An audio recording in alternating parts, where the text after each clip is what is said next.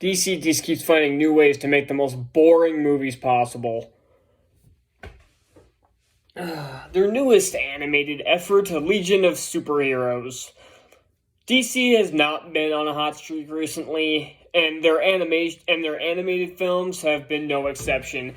If you guys don't recall, back in 2021, they released an Injustice movie, which was probably one of my most anger-induced reviews I've ever done on this channel. And that says a lot if you know the lineup of bad movies I've seen. And I saw the trailer for this. It didn't look particularly enticing. It looked boring. It looked just like all these other animated movies. Green Lantern Beware My Power, which came out last year, was terrible. And they all have the same animation style. I swear they're all made by the same fucking people. So they clearly have no idea what they're doing. And no, this is not part of the new DCU by James Gunn. This and the other ones that come out this year, all the direct-to-DVD crap, are not part of that, and that's for good reason. These movies usually suck.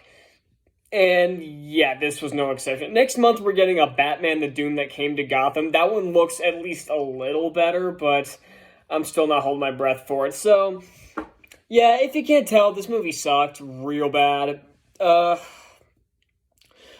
Again, all of these direct-to-DVD 2D animated movies, they're all the same. They're just boring movies. I have no interest in these. I swear I just watch them because they're comic book movies. That's the only reason I watch them, because I don't watch them because I want to. I watch them because I feel like I have to watch them.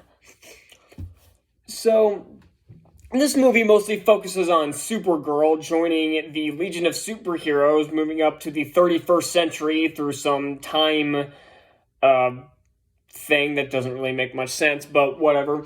She goes to the 31st century to join a Legion of Superheroes, as she doesn't feel she belongs in the 21st century after Krypton is destroyed.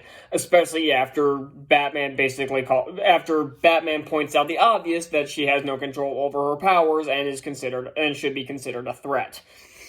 Now, the main problem with this movie, like I said, it's just fucking boring. There was nothing interesting in this movie. The characters weren't interesting. The story wasn't interesting. The action sequences were terrible.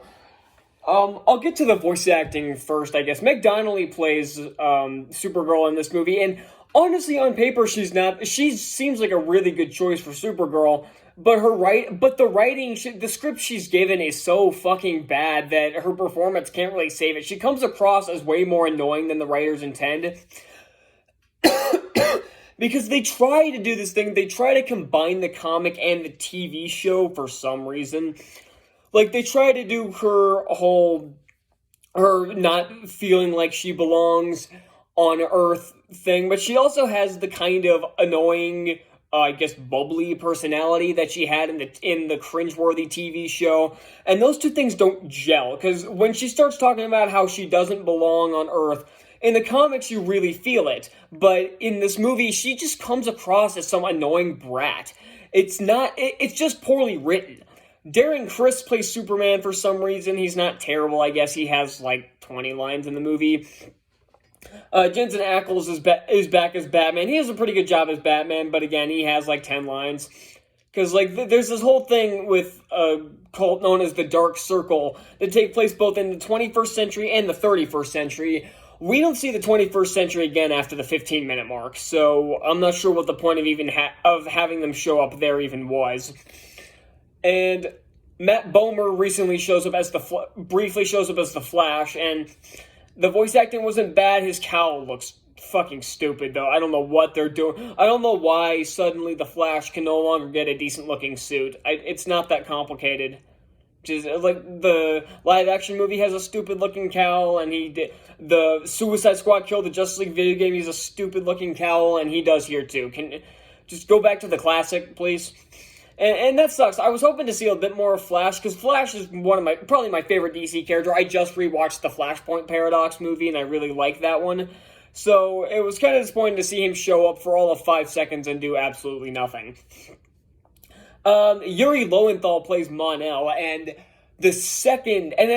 this movie is way too fucking predictable, because as soon as Mon-El shows up, you can tell this guy's going to be the villain. Like, there's no question. That was literally the first second, the second he showed up, I literally said out loud, okay, he's the villain.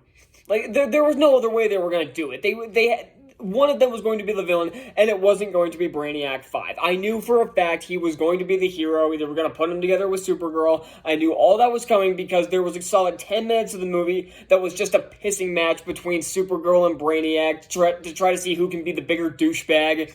So I knew how that was going to get resolved, and I knew Mon-El was going to be the villain. The rest of the Legion, not only are they pretty annoying, they don't really do much until the last 15 minutes of the movie. And the writing for this movie is so bad. Like, this idea on paper sounds okay. Like, there were probably plenty of comics that had this concept, so obviously it probably worked there. But the writing is so bad. The story makes no sense. And it's so boring. This movie's only an hour 23, and it feels like jack shit was accomplished by the end of the movie. The dialogue is so cringy and thoughtless that it doesn't feel real. Nothing any of these characters say feels real. It all sounds forced. And that pulls through in the performances, too. Because, like I said, a lot of these actors seem like good choices. Like I said, Meg Donnelly sounds like a perfect choice for Supergirl. Like, she could play her in live action, no problem. But the dialogue she's given, like I said, it's cringy, it's thoughtless. It's like the first thing that popped in their head, and they never thought for half a second, saying, you know what, maybe this sounds pretty stupid.